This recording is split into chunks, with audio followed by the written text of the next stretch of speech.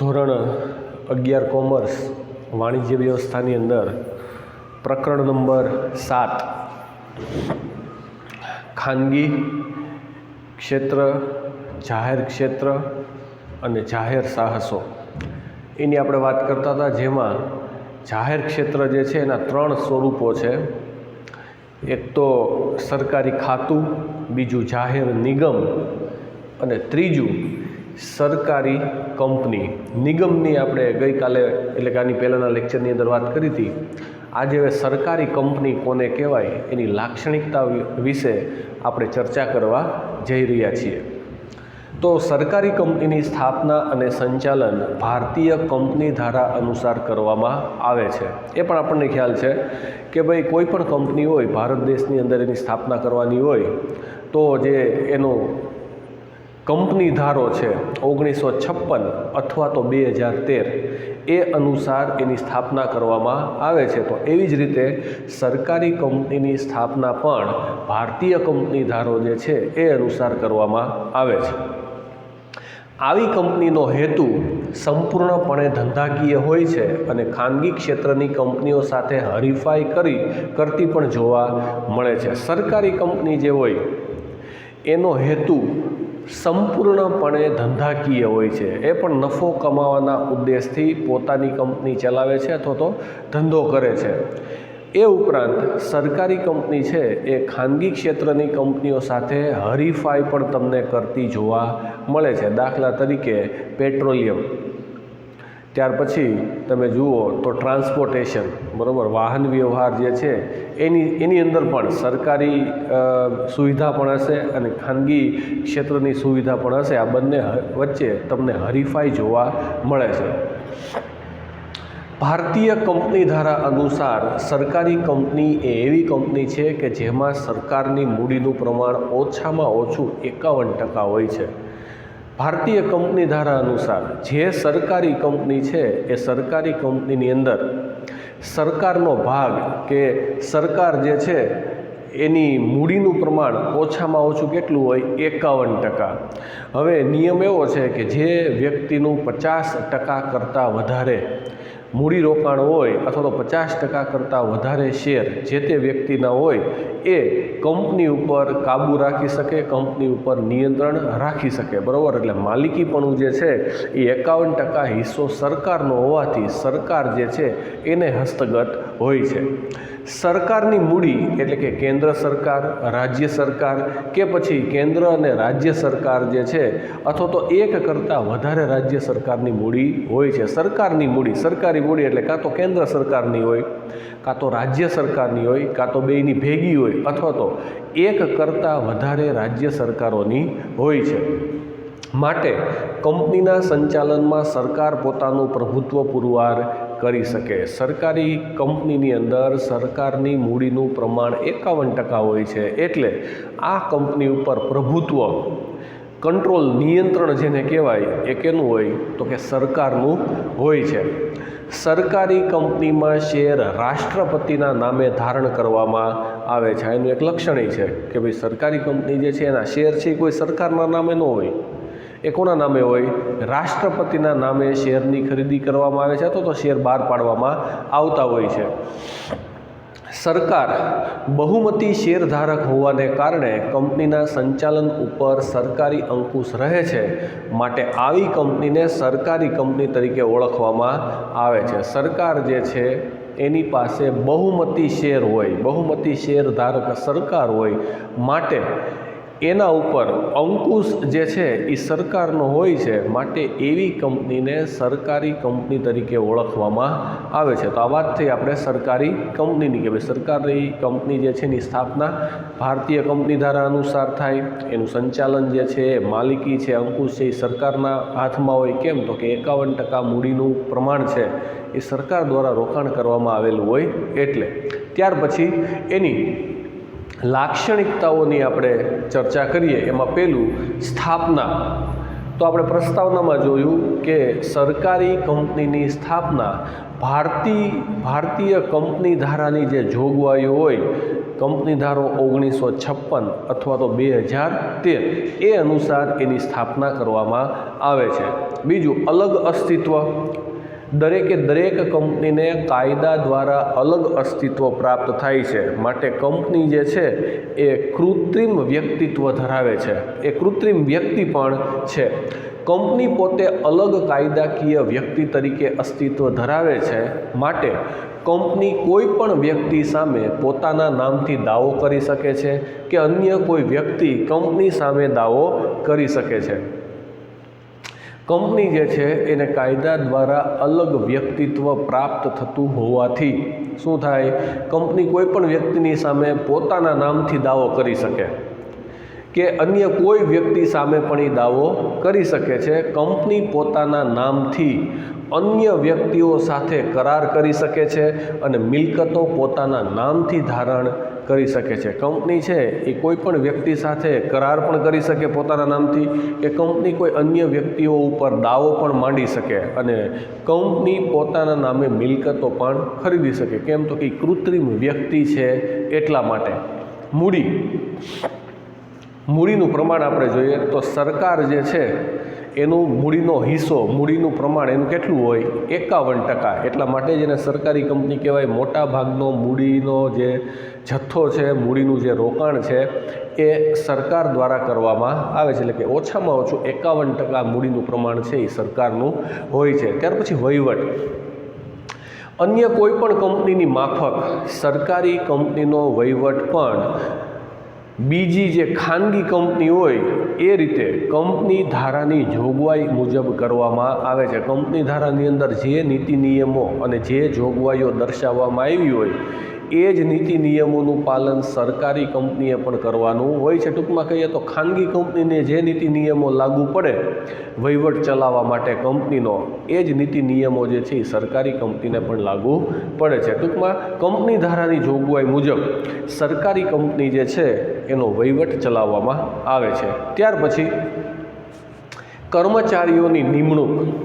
સરકારી કંપનીમાં કર્મચારીઓની નિમણૂક કંપનીએ પોતે નક્કી કરેલા ધારાધોરણો અનુસાર થાય છે. સરકારી કંપનીની અંદર જે કર્મચારીઓની નિમણૂક આપવાની હોય કે નિમણૂક કરવાની હોય એ કંપનીએ જે કાંઈ પણ ધારાધોરણો નક્કી કરેલા હોય, જે કાંઈ પણ એના નીતિ નિયમો નક્કી કરવામાં આવેલા હોય એ પ્રમાણે જ સરકારી કંપનીની અંદર ભરતી કરવામાં આવે છે.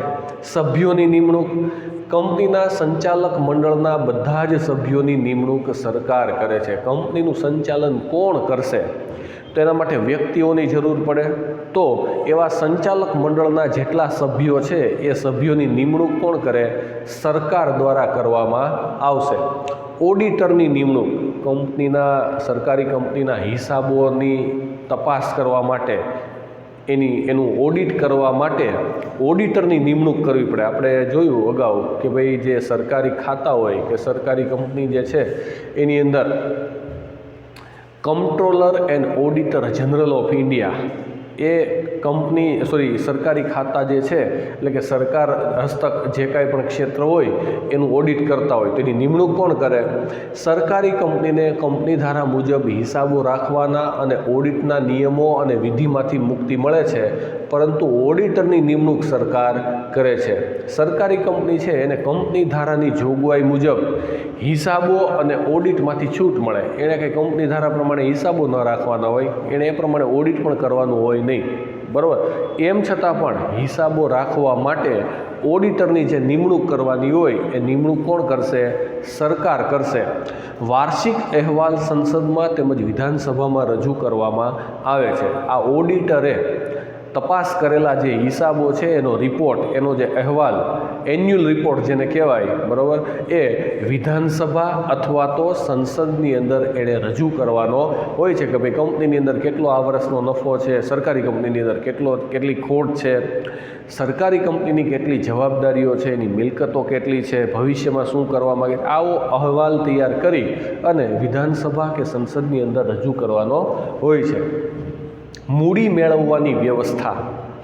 સરકારી કંપની જરૂરી મૂડી સરકારને અને ખાનગી શેરધારકોને ફાળવેલ શેરોમાંથી મેળવે છે. સરકારી કંપની જે છે એ જે કાંઈ પણ મૂડી છે એ શેરધારકોને જે શેર બહાર પાડવામાં આવેલા હોય એને આપવામાં આવ્યા હોય એમાંથી એ મૂડી મેળવે છે.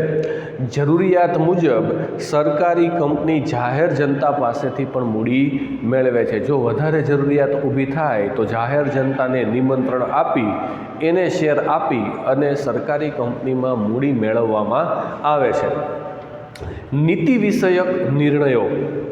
સરકારી કંપનીના નીતિ વિષયક નિર્ણયો સંબંધિત ખાતાના પ્રધાન દ્વારા લેવામાં આવે છે. કંપનીની અંદર, સરકારી કંપનીની અંદર જે કાંઈ પણ નીતિ વિષયક નિર્ણયો લેવાના હોય તો એ નિર્ણય કોણ લેશે? તો કે જે તે ખાતાનો સંબંધિત પ્રધાન હોય. દાખલા તરીકે સરકારી કંપની છે, પેટ્રોલિયમ કંપની છે, પેટ્રોલ ડીઝલને લગતી કોઈ કંપની છે, તો એની અંદર જે નિર્ણય લેવાનો હોય તો પેટ્રોલિયમ પ્રધાન હોય, બરાબર, પેટ્રોલિયમના જે મિનિસ્ટર હોય એને લગતો નિર્ણય જે છે એ લેશે. ત્યાર પછી જાહેર સાહસોના સ્વરૂપોની તુલના. 3 પ્રકાર આપણે જોયા, એના 3 સ્વરૂપો છે. ખાતાકીય સંચાલન એટલે કે જેને આપણે ખાતા તરીકે ઓળખીએ, સરકારી ખાતું કહીએ. જાહેર નિગમ, ખાસ કાયદા દ્વારા જેની સ્થાપના કરવામાં આવે એ. અને સરકારી કંપની. તો એની સ્થાપના જોઈએ પહેલાં. એના અલગ અલગ જે તફાવત અથવા તો તુલનાના જે મુદ્દાઓ છે એના દ્વારા આપણે ફરીથી પાછું એકવાર જોઈએ. આ આપણે એની પ્રસ્તાવના, ત્રણેયની પ્રસ્તાવના અને લાક્ષણિકતાઓની અંદર જોયેલું છે. પહેલાં તો સ્થાપના. તો ખાતાકીય સંચાલન જે છે, ખાતાની સ્થાપના કોના દ્વારા થાય? તો કે સરકારી ખાતા દ્વારા એની સ્થાપના કરવામાં આવે છે. જાહેર નિગમની સ્થાપના તો કે સંસદ અથવા તો વિધાનસભાની અંદર ખાસ કાયદો પસાર કરી અને નિગમની સ્થાપના કરવામાં આવે છે. સરકારી કંપની, એની સ્થાપના સરકાર છે એના દ્વારા કંપની ધારાની જે જોગવાઈઓ છે એને ધ્યાનમાં રાખી અને સરકારી કંપનીની સ્થાપના કરવામાં આવે છે. કાયદાકીય રીતે અસ્તિત્વ. સરકારથી જ જુદું અસ્તિત્વ નથી મળતું. ખાતાકીય સંચાલન એ સરકારી ખાતું જ હોય, એટલે સરકારથી કંઈ જુદું અસ્તિત્વ એક પણ ખાતાનું હોય નહીં. જાહેર નિગમ એને કાયદાકીય જોગવાઈ પ્રમાણે અલગ અસ્તિત્વ પ્રાપ્ત થાય છે, જ્યારે સરકારી કંપની છે એને પણ કાયદાની જોગવાઈ પ્રમાણે અલગ અસ્તિત્વ પ્રાપ્ત થતું હોય છે. એટલે કે કંપની છે એને કૃત્રિમ વ્યક્તિત્વ પ્રાપ્ત થાય છે કાયદા દ્વારા. કયા ક્ષેત્ર માટે અનુકૂળ? આ 3 સ્વરૂપો જે છે એ કયા પ્રકારના ધંધા માટે અનુકૂળ છે? તો કે ખાતાકીય સંચાલન છે એ સંરક્ષણ અને જાહેર સેવાના ક્ષેત્ર માટે અનુકૂળ છે. કારણ કે સંરક્ષણ ખાતું જે છે એ સરકારના હસ્તગત હોય.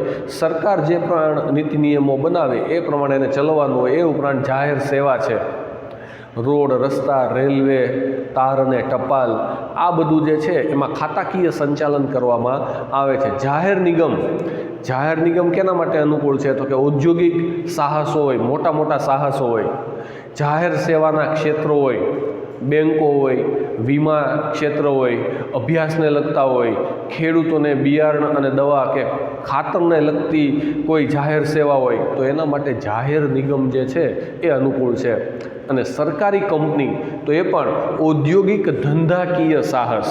ધંધાની દ્રષ્ટિએ સરકાર કોઈ ક્ષેત્ર ચલાવવા માગતી હોય તો એના માટે સરકારી કંપની કે વિદેશી સહયોગ વાળા જે ક્ષેત્ર છે એના માટે અનુકૂળ છે. બહારની કંપની જે છે એનો 49% હિસ્સો હોય અને આપણી સરકાર જે છે એનો 51% હિસ્સો હોય. આવી રીતે ભાગીદારીથી પણ સરકારી કંપની જે છે એ ચલાવવામાં આવે છે. મૂડીની પ્રાપ્તિ. આ 3 સ્વરૂપો જે છે એને ચલાવવા માટેનો, વહીવટ ચલાવવા માટે મૂડી ક્યાંથી પ્રાપ્ત થાય? તો કે સરકારી અંદાજપત્રની જોગવાઈ અનુસાર ખાતામાં મૂડી પ્રાપ્ત થાય છે. જે બજેટ તૈયાર કરવામાં આવે, બરાબર, નાણાપ્રધાન જે બજેટ રજૂ કરે એના દ્વારા જે તે ખાતાને અલગ અલગ નાણાંની ફાળવણી કરવામાં આવે છે. જાહેર નિગમ જે છે એની અંદર મૂડી ક્યાંથી પ્રાપ્ત થાય? તો કે સરકાર છે એ મૂડી રોકાણ કરે છે. સરકાર છે એ નાણાં રોકી અને નિગમ જે છે એની સ્થાપના થાય છે ને એને ચલાવે છે. સરકારી કંપની, તેમાં ઓછામાં ઓછી 51% મૂડી જે છે એ કોની હોય? સરકારની હોય. અને 49% જે છે એ માની લો કે વિદેશી કોઈ કંપનીની હોય અથવા તો જાહેર નિમંત્રણ આપી જાહેર જનતા પાસેથી પણ મૂડી સ્વીકારવામાં આવે છે, પણ કેટલી વધારેમાં વધારે 49% સુધી સ્વીકારવામાં આવે, બાકી 51% મૂડી રોકાણ જે છે સરકારી કંપનીમાં એ સરકારનું હોય છે। ત્યાર પછી કાર્યશીલ મૂડી એટલે હાથ ઉપરની મૂડી, રોજબરોજના ખર્ચ ચૂકવવા માટે જે મૂડી રાખવામાં આવે એને કાર્યશીલ મૂડી કહેવાય। તો ખાતાકીય સંચાલનમાં સરકારી અંદાજપત્રની જોગવાઈ અનુસાર મળે, બજેટની અંદર જે જોગવાઈ જે ફાળવણી કરવામાં આવી હોય એ પ્રમાણે કાર્યશીલ મૂડી ખાતાને ફાળવવામાં આવે છે। જાહેર નિગમની અંદર કાર્યશીલ મૂડી જે પ્રમાણેની જરૂરિયાત હોય એ જરૂરિયાત પ્રમાણે નિગમ પોતાની જાતે જોગવાઈ કરી શકે, એણે કોઈને પૂછવાની જરૂર પડતી નથી। જ્યારે સરકારી કંપની જે છે એમાં પણ એમ જ કે જરૂરિયાત મુજબ જેના સંચાલકો છે અથવા તો સંચાલક મંડળ છે કે જેની નિમણૂક સરકાર દ્વારા કરવામાં આવે છે એ પોતે જાતે આ કાર્યશીલ મૂડીની જોગવાઈ કંપનીની અંદર કરી શકે।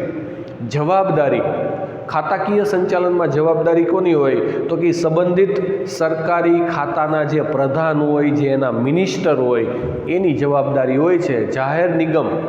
જાહેર નિગમમાં સૈદ્ધાંતિક રીતે જુઓ, સિદ્ધાંતની દ્રષ્ટિએ જુઓ તો કાં તો સંસદ અથવા તો વિધાનસભા જે છે એની જવાબદારી હોય છે। કેમ તો કે ભાઈ સંસદ અથવા તો વિધાનસભાની અંદર ખાસ કાયદો પસાર કરી અને જાહેર નિગમની સ્થાપના કરવામાં આવી હોય એટલે સંસદ કે વિધાનસભાની જવાબદારી બને। અને સરકારી કંપની જે છે એમાં પણ સંસદ અથવા તો વિધાનસભાને જવાબદાર છે। કેમ તો કે કાં તો કેન્દ્ર સરકારની કંપની હોય તો કેન્દ્ર સરકારની જવાબદારી બને, રાજ્ય સરકારની કંપની હોય તો રાજ્ય સરકારની જવાબદારી બને, બેયની ભાગીદારી કેન્દ્ર અને રાજ્ય હોય તો બેયની જવાબદારી બને।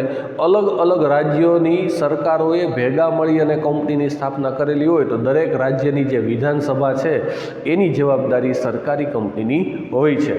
સંચાલનમાં સ્વતંત્રતા, ખાતાકીય સંચાલનમાં સ્વતંત્રતા મળતી નથી। કેમ તો કે જે તે ખાતાના પ્રધાનની સીધી દેખરેખ નીચે જે તે ખાતાનું સંચાલન કરવામાં આવે છે। પ્રધાન જે કાંઈ પણ સૂચનાઓ આપે, જે કાંઈ પણ નિયમો કહે એ પ્રમાણે વર્તવાનું હોય છે। જાહેર નિગમની અંદર સ્વતંત્રતા મળે છે। કેમ તો કે જાતે પોતાના નિર્ણયો લઈ શકે અને જોગવાઈ કરી શકે। અને સરકારી કંપનીની અંદર પણ એનું સંચાલન કરવા માટે સ્વતંત્રતા મળે છે। ત્યાર પછી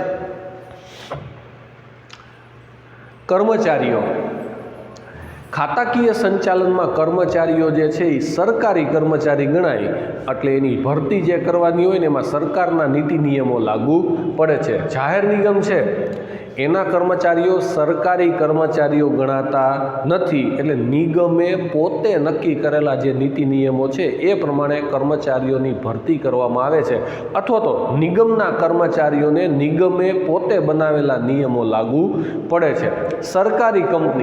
સરકારી કંપનીના કર્મચારીઓ પણ સરકારી કર્મચારી ગણાતા નથી, માટે જે તે કંપનીએ પોતે નક્કી કરેલા ભરતીના જે નિયમો છે એ નિયમો અનુસાર એની ભરતી કરવામાં આવે છે।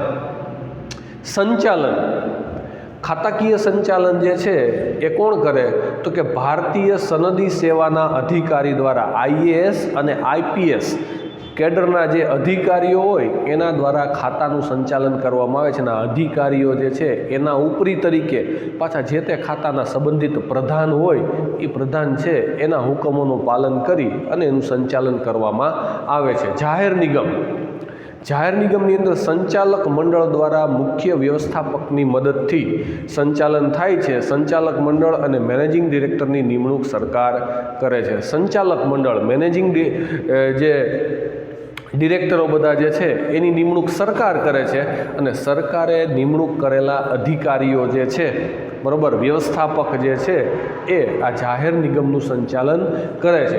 ત્યાર પછી સરકારી કંપની, એની અંદર સંચાલક મંડળમાં સરકાર સિવાયના બહારના નિષ્ણાત વ્યક્તિઓ પણ હોય છે। બહારની જે નિષ્ણાત વ્યક્તિઓ હોય એને કંપનીના જનરલ મેનેજરનો હોદ્દો આપેલો હોય, સીઈઓનો હોદ્દો આપેલો હોય તો એ સરકારી કંપની જે છે એનું સંચાલન કરે છે, પણ એની નિમણૂક છે એ સરકાર દ્વારા થયેલી હોય છે।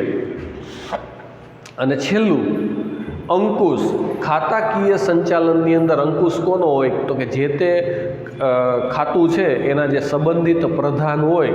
કૃષિ ખાતું હોય તો કૃષિ મંત્રી જે છે એનો અંકુશ હોય, નાણાં ખાતું હોય તો નાણામંત્રીનો એના ઉપર અંકુશ હોય. એવી રીતે જાહેર નિગમ જે છે એના ઉપર અંકુશ કોનો હોય તો કે સંસદ અથવા તો વિધાનસભાનો કાં તો કેન્દ્ર સરકારનો અથવા તો રાજ્ય સરકારનો અંકુશ જાહેર નિગમ ઉપર હોય છે.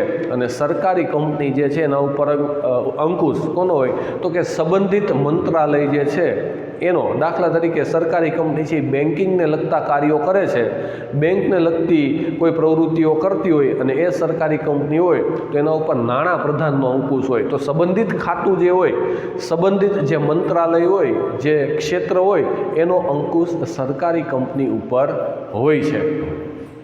આ લેક્ચરની અંદર અહીંયા સુધી રાખીએ. આગળનો ભાગ જે છે હવે પછીના લેક્ચરની અંદર આપણે શીખશું.